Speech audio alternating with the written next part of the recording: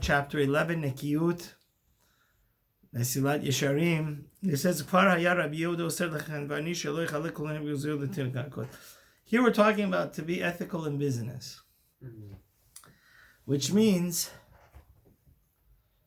there's this grand ladder that takes you to become heavenly and godly and angelic. It's the MESILAT YESHERIM. The bottom rung of the ladder, just to review, is Torah. You have to maximize your study of Torah. Baruch Hashem, we have a living epitome of this in Rav Chaim Kanievsky, Rav Yitzhak Yosef. The amount of knowledge they have is like a sea. It's a sea of knowledge, but then you need to begin into practice. Zehirut was to be careful and meticulous not to sin. Zerizut was to run after mitzvah. Now we're in Nekiot. Nekiot is to make your spiritual safe, kind of waterproof. So he says one of the most things that we're prone to do, since we're prone to do, is sexual, like bad thoughts. We're going to get to that. Yeah. And one of them is stealing, being dishonest in business. So the Talmud says that Rabbi Yehuda, believe it or not, would forbid for the merchants, the retail store owners, to give like candies and nuts. In the olden days, thank God, you have candies. But their ancient candies was what? Like walnuts and... Mm-hmm. So he says, what he used to do is the people that used to own like the bagali, the small markets on the street, they give the kids the... candy and like nuts, treats. Yeah. So the kids would come shop at their store. And once the kids loved the shop, I'll tell you interesting, people are willing to do anything for their kids. Most things. I don't know about that. A lot of things. They're willing to go. I just was dealing with this whole morning for 2 hours. And it's a shame that people don't give them a solid Orthodox education to their kids. Because all other Judaism is reformed, deformed. We don't want to... What about conservative Judaism? What's your opinion? That's tomorrow night's class. Let's stay focused. But it says... This is unethical, to bribe children with candies and nuts so they come to your store. When Rabbi Yehuda found out about it, Rabbi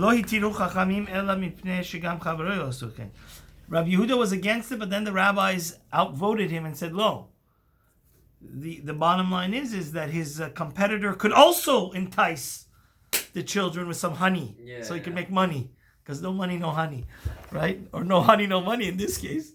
He wants to bring them into his shop. He says, "V'amru zichronon libracha kashe gezel hetiot migezel gavoa." This is like makes these words of chachamim, it makes the hair on your body stand up. It says it's worse stealing from your friend than stealing from God, like stealing the temple treasury. Why?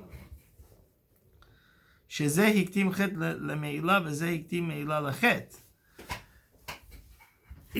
that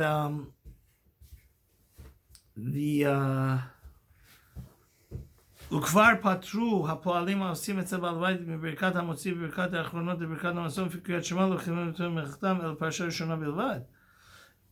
Another big place where a lot of people steal. Oh my God, I don't know. The IRS. No. Or taxes. No. Another place that a lot of people steal, and it's scary because even religious people, is when they don't work. They're on the clock. They're getting paid on the clock. Yeah. And it was a terrible problem. I remember like 15, 20 years ago, people were always playing solitaire and gambling online while they were working. But if there's no there was this Russian Jewish guy that was working when my wife was working for the Fed's Social Security Administration. He would clock in at 8, clock out at 4, and the whole day he was doing a side hustle for almost a year. They caught him. He said, "Oh, you're anti-Semitic, this, that." They didn't even fire him. No way. Because they're afraid of getting sued. No. This is wrong. That's an extreme case, but it says that you have to understand that this is mind-boggling. if you learn the Gemara Brachot, which and Halachat, the laws of the prayers, look, if you're working on a tree, like working in an orchid, to pick like many different fruits, like whatever, what have you, apples, bananas. They said, Chachamim said that you don't even have to say Hamotzi. Mm-hmm. You don't have to do, like you only have to say Birkat, the first bracha of Birkat Hamazon. Or you, Shema Yisrael, you only have to say what? Shema Yisrael.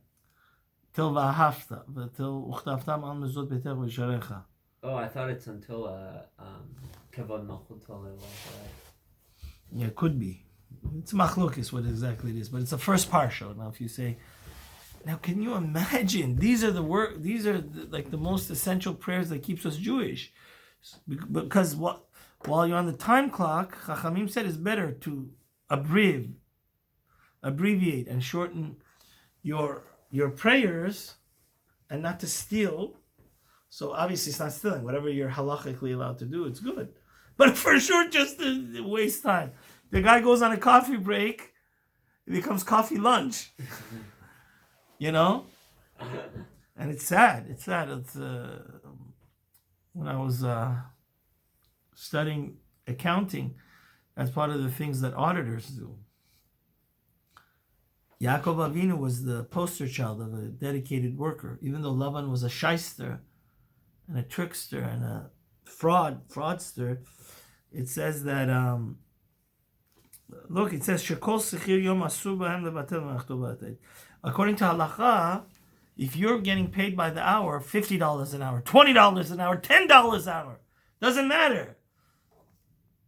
If you are lenient and just don't work and you goof off, take an hour coffee break, that is stealing. And it says there's a scary Gemara actually in Ta'anit. In the end of Ta'anit, we were just learning in Daf Yomi a few months ago. It says that one of the biggest tzaddikim in Talmudic times was Abba Chilkiah. Whenever there was a drought and he would pray for rain, it would come almost automatically. So 2 rabbis were sent to engage his services that he should beseech and pray to the Almighty that rain should come. Guess what? Since he was working on the hour, he was on the clock. The rabbis, when they told him shalom, he didn't answer them shalom. He didn't want to waste that one. He didn't want to become disoriented and unfocused. Because what happened is he did a lot of shady, questionable stuff. Then when he invited the rabbis into his house, then they asked him one by one, why did you do this? Why? So they said it's common decency to, if 2 great chachamim come to say shalom to you, why didn't you answer? So he says, I didn't answer you because I was on the clock. I didn't want to pay attention to you, right? And Yaakov, is like I said before, Yaakov Avinu says in the chapter 31 in Bereshit, Hayati bayom achal nichorev bekerach balayla v'tidor shenati me'enai. He says, in order to be a faithful shepherd for Lavan and not let the wolves and lions and all the wild animals devour the sheep, he said, I used to sleep in the freezing cold in a tent and endure hunger and even sleeplessness in order that I should make sure that none of the sheep that were under my control became what? Missing. So he says, Mayane, what are those? We have hundreds of millions of people working in America. And it's forbidden, even one of the 7 mitzvahs of the non-Jews is not to steal either. Mm-hmm. For them, it's the death penalty. So I don't know. A lot of these 1 hour coffee break people, I don't know. That'd be interesting halachic shaila that when they're not really working, they're on the clock and goofing around and spacing out and taking coffee lunch instead of a coffee break. It says that. So he says, what are the people going to answer that are actually getting paid by the hour and they're wasting their time, right? They're not faithful and loyal workers. And it says, this you see all the time. The guy's getting paid by the company, but he's doing his own hustle. He's paying his credit card bills. He's, calling. It's one thing if you don't have anything to do. Like when my wife was actually working for the Feds, she asked her boss. She said, "Listen, I finished my project 2 weeks ahead of thing, and then since her, sometimes we have to understand. I want to let you know something. There's a lot of gray area in this." And I was just at my friend's house. He said his father was impeccably honest. The first question Hashem asks when you get to the next world is, were you honest in business? So when in doubt, when it comes to kosher, everybody texts me every second, is this okay? This type of cake from London or from South Africa or from Kalamazoo, is it good? But nobody ever asked me if they want to assassinate somebody through character assassination, Lashon Hara. That's the tragedy. The things that we really, really, not chas v'shalom to belittle kosher, but kosher, I get texts left and right during the day and of course in the week. But the Chafetz Chaim bemoans that nobody ever asks, hey, somebody asked me about a shidduch and there's some, shady stuff going on. Before I destroy the guy's life and his soulmate, maybe I should ask my rabbi, what am I allowed to say? What am I not allowed to say? Because not only what goes in our mouth needs to be kosher, what comes out also, what we verbalize also needs to be kosher. Same thing here. Everybody should have, just like everybody has a doctor, they should have a spiritual doctor. Ask their Rav if what they're doing falls under, embezzlement. Mm-hmm. And you could also bring it up with your manager or boss. But we have such a strong inclination to try to steal and be lazy and lax and that's not worth it, because NEKIOT, we want to be 100% clean of any type of stealing, not 99. That's not enough for us. That's not acceptable. We want to be 100% clean, like David HaMelech says, Mi ya'ale neki kapayim ubar lavav, who belongs on the mountain of God, right? Mm-hmm. Somebody that his hands are totally clean from any stealing and ubar levav, and he never swore falsely to, the guy selling you a fake glass, and then he says he swears it's a ring, that person belongs in Jahannam. Wait, what? That was what we were saying last class, that a lot of times people misrepresent stuff. Oh, okay. Yeah.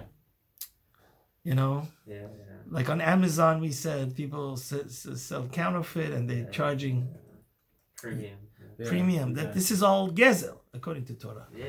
NEKIOT would require one to be totally scot-free of any of these shady and, klalo shel davar. He says the bottom line is, what we're trying to do here is, hasachur etzel chavero ze malacha shetiyeh. It doesn't matter if you are working as a clock, as a nurse or a caretaker or whatever, or accountant. You're working for your boss to be a bookkeeper.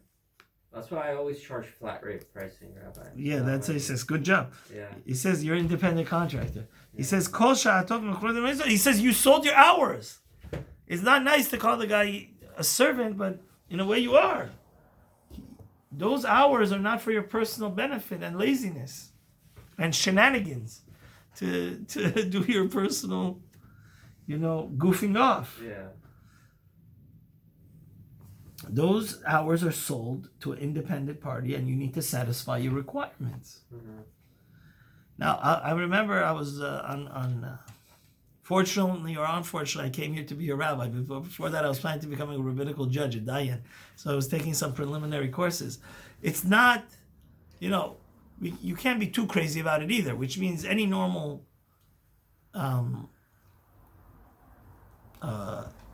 there's even laws on the books that dina de malchuta dina. Every normal boss cannot also be overbearing. Mm-hmm. He should let his thing take maybe once an hour, once every 2 hours, a coffee break for 5-10 minutes, Whatever the industry norm is also okay. That's not acceptable to be like a tyrant. It's not a dictatorship just because you work for the guy. But on the other hand, that's why it's always There's nothing better than communication, That way people don't get bitter. People, when you have open line of communication, everybody's on the same page and it's right. But the bottom line is that the default thing is that those hours are not yours to goof off and be, talk to your wife and kids in Israel or your girlfriend or God knows what. Not that it's kosher to have girlfriends, but the Gemara in Baba Metzia says, Mechira lo yomama. The day is sold. Your day is sold to your boss during the hours you work. It says whatever you use for personal benefit is pure stealing. Pure? You have to imagine in your mind that you're taking money out of your boss's pocket and putting it in your own. When you're lacking and laxing and goofing off during working hours, not doing what you're paid to do. And you see this all the time. Like a lot of times security guards at Ralph's, the guy's like hanging on his phone. You should be like looking with your eyes to see the people are not going to shoplift, I'm telling you, I see this all the time. Me too. It's such a time. How people are getting paid by the hour and sometimes very hefty wages because they're part of union, this and that, and they. But the security guard is like, I'm getting paid like $14 an hour. He doesn't. No. See, that's more a heter. That's not NEKIOT. Doesn't matter.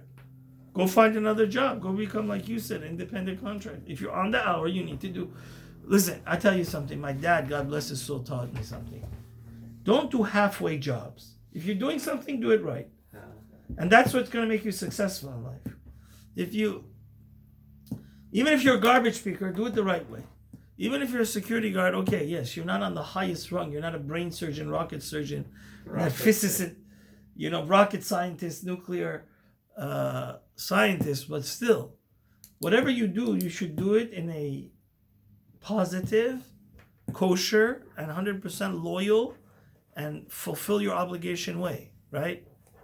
So he says, shoots. He says you're going to maybe even have to come Gilgul, and then next time you're going to become the boss, and then they're going to steal back from you. Because if he says basically, maybe a good idea if you don't want to become reincarnated, that if you did this, maybe you work for somebody 50 years. Sometimes, some people, it's like your cousin, it's a family, it's like, and if you were slacking off 1 hour a day, probably before you retire, you should tell them, listen, you should ask for Mechila. Or maybe before Yom Kippur. Because if not, you're going to get into big problems upstairs. Everything we do, we're going to have to answer for. And God is much more sensitive to the things that are issues that are between you and your fellow. Like if you embarrass somebody or...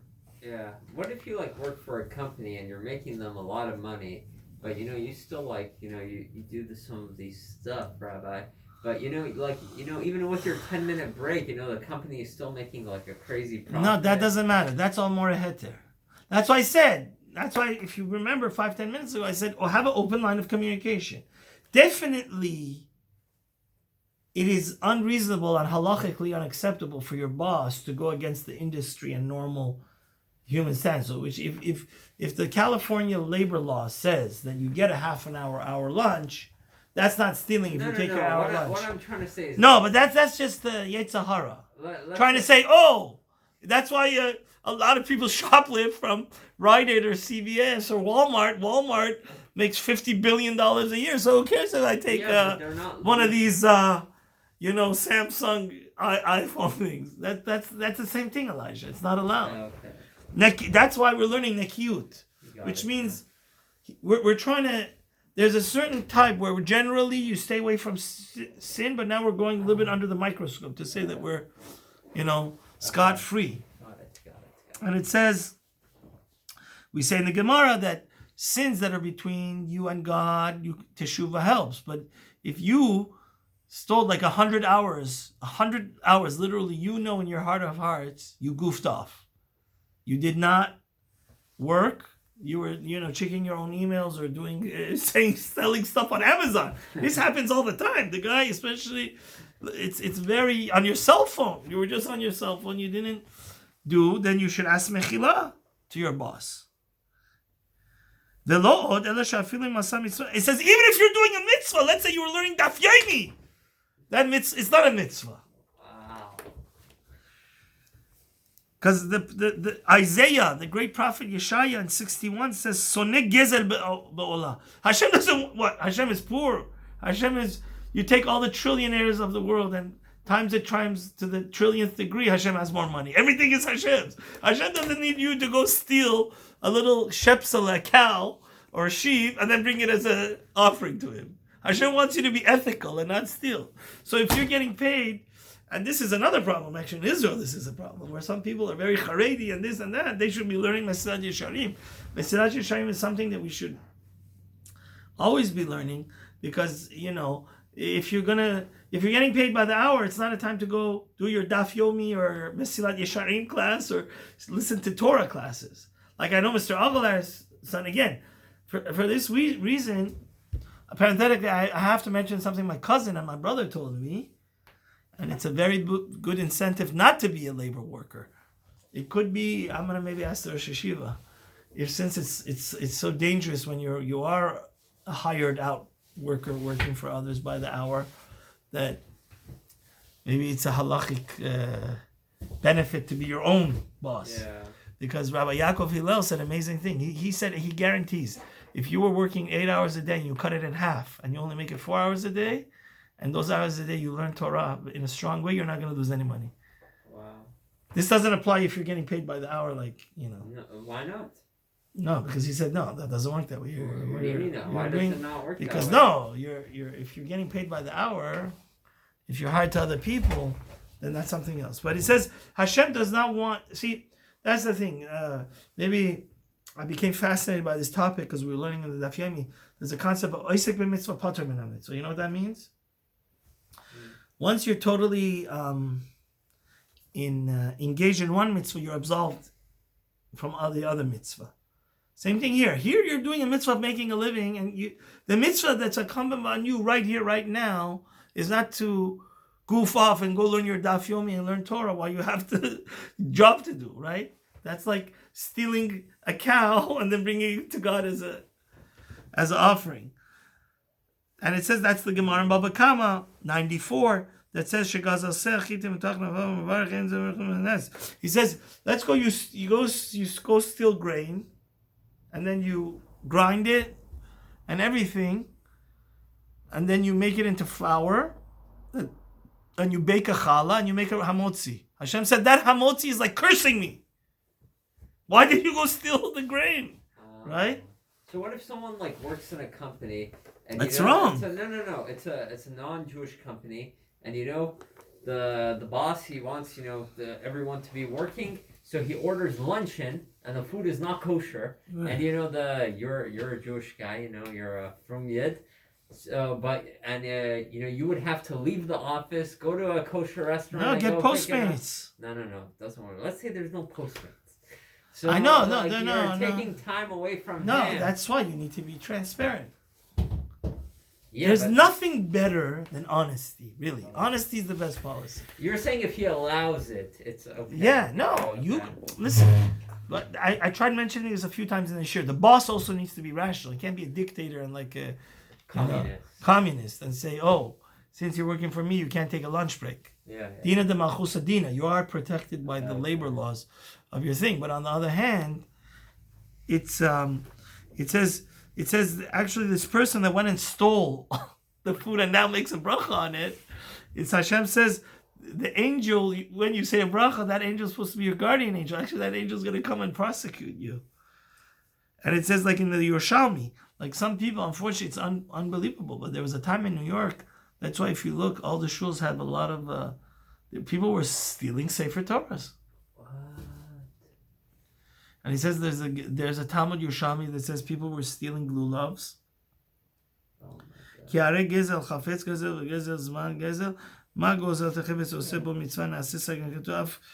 so he says the same way the Talmud Yerushalmi says that if you steal a lulav and then you shake it, you really do a mitzvah. And actually that angel that you created is not going to be your guardian angel, it's going to be a prosecuting angel. Same thing. If you steal the guy's time and you learn Torah, let's say you're on the clock to do work. Work is not, do the mitzvah on your own time. It says that mitzvah is actually going to come and prosecute. It's like it became a hybrid of a good and evil angel. It became this. Wow. It's a very and Hashem really. That's why every day we say Shema. At the end, what do we say? Adonai Elohechem Emet. A person has to be, this all goes back to the bottom line that we're going to get to soon. The most glorious and clear commandment of the Torah is love your neighbor as yourself. Put yourself in the boss shoes. Do you like people? They're getting paid by the hour, 8 hours a day, top notch, $50, $40, $20, $10, whatever it is.